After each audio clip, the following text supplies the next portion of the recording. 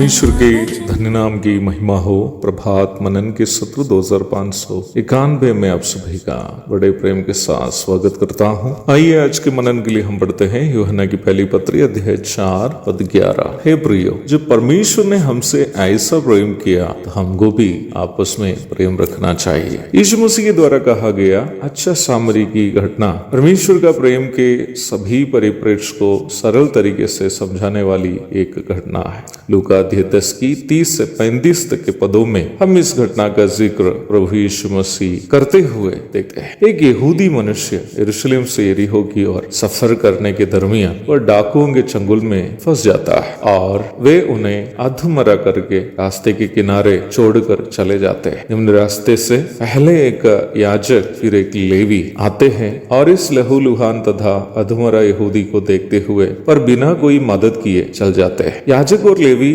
दोनों यहूदी धर्म में विशेषकर परमेश्वर की आराधना के मामले में महत्वपूर्ण जिम्मेदारियों का निर्वाह करने वाले दो जन थे। दोनों आम यहूदियों के आमदनी से उन्हें दी जाने वाली आर्थिक सहायता से गुजारा चलाने वाले भी थे। उसके बावजूद भी दोनों घायल यहूदी की मदद नहीं की, परंतु उसी रास्ते से उस सामरी आ रहा है। सामरी को यहूदी अछूत समझते थे। ना ही सामरी के गांव में प्रवेश करना, ना ही उसके साथ खाना या पीना करना यहूदी पसंद करते थे। इन सारी बातें अवश्य उस रास्ते से आए हुए सामरी भी जानता था। उसके बावजूद इस सामरी उस यहूदी की जो उन्हें अछूत और म्लेच्छ समझते सेवा करता है। वह उस घायल यहूदी के घावों में मरहम पट्टी करके उसे सराय में ले जाता है, उसकी इलाज के लिए खर्च करता है और विदा होते समय ये भी वायदा करता है कि यदि अधिक खर्च हुआ तो वापस आकर वो भी चुका देंगे। सामरी ने यहूदी की मदद क्यों की, किस कारण से किया? कोई कारण नहीं था। जबकि सामरी से सेवा लेने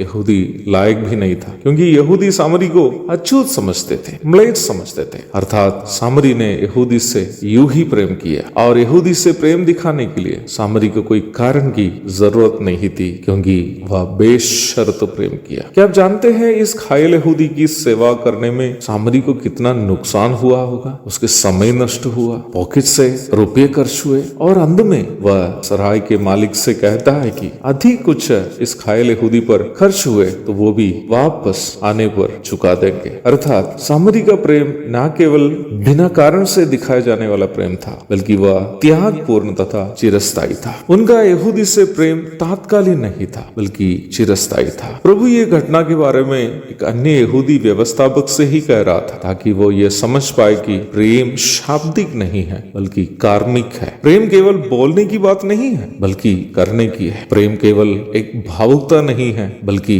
उससे दूसरे के साथ साझा करने की बात है। यह यूहन्ना भी वही सच्चाई हमें अलग अलग पदों से याद दिला रहा है। यदि परमेश्वर ने हमारे साथ एक बेशर्त त्यागपूर्ण एवं चिरस्थायी प्रेम साझा किया हो, तो हम जो दावा करते हैं कि हम परमेश्वर के जन हैं, हमारा भी यह दायित्व है कि हम भी वैसा ही एक दूसरे के साथ बेशर्त प्रेम करें, कुछ त्याग करके प्रेम करें और हमेशा बिना कोई परिवर्तन से प्रेम करें, ताकि परमेश्वर की महिमा हमारे द्वारा हो। एक और शुभ दिन की धन्य कामनाओं के साथ आज का मनन में समाप्त करता हूँ। प्रभु आप सबको आशीष दे। आमीन।